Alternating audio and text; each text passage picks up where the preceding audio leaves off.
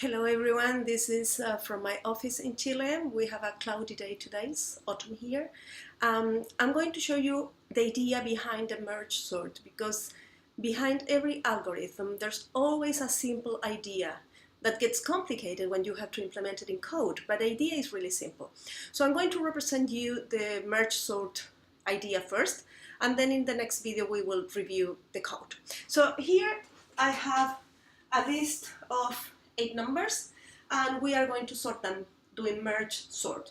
So what merge sort does is dividing this list in halves until you get a single element. Once you get a single element, you go back merging until you get the list sorted. So let's see. So the first thing we are going to do is divide it. This list is not made of a single element, so we have to divide it. So we are going to put the left half here, the right half here. Let's look at the left, still not made of one element. So the recursion is going to go deep into the left side first.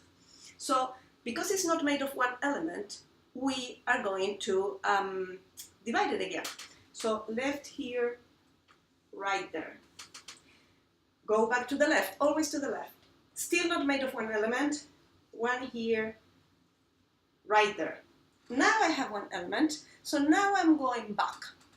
So in going back, what I'm going to do, because I already have 2 elements, I have to merge them. And I have to merge them sorted. And let's say we are going to sort from smallest to largest. So 14 is the smallest, is smaller than 17, so they go back in the very same order, because this is the right order from left to right, from the smallest to largest. I finished the left part, go to the right. It's not one element each, so I divide it. And now that I have one element, I have to go back. So 45 is not lower than this. So this will go first in this list, and this will go second. So now you can see that I have 2 sorted halves. Go back again. So to go back again, I have always to compare the first element of each list. So 14 is lower than 31, so this goes back first to the list. Okay? Now, the first with the first. 17 is lower than 31, so this goes first. And now this list is empty, and because it's empty, there's nothing else to compare, so I just moved the rest of this list back to the sorted list. So here we have the first half already sorted. Since we finished this, we move to the right side. And we do exactly the same process. I don't fit in the screen. So we divide it in halves because we are not reached the one element list yet. And then go for the left, divide it in halves. And now that I have one element in each list, I can go back. And 9 is lower than 23, so in this going back, this list is like that. I finish here, go back to here, divide it in 2 elements. 3 is lower than 6, so they go back like that. And now I have to merge these 2 lists. 9 is higher than 3, so 3 goes back here. Again, compare the first with the first. 9 is higher than 6, so 6 goes back here.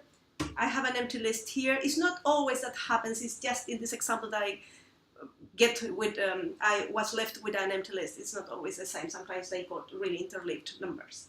And so I just put this here. And now I have this right list ordered, sorted, and the left list sorted. I have to do the last go back. So 3 is lower than 14, goes here. This is the list, the ordered list. Now 6 is lower than 14, goes here. Next. 9 is lower than 14. Next. Oh, 14 is lower than 23, so this goes here. Now, 17 is lower than 23. This goes here. Now, 31 is higher than 23. This goes here. I already have an empty list here, so I just copy these 2 here, and now the list is sorted. So this is the idea behind the merge sort. What we are going to check now is how this idea is implemented in code. So see you in the next video.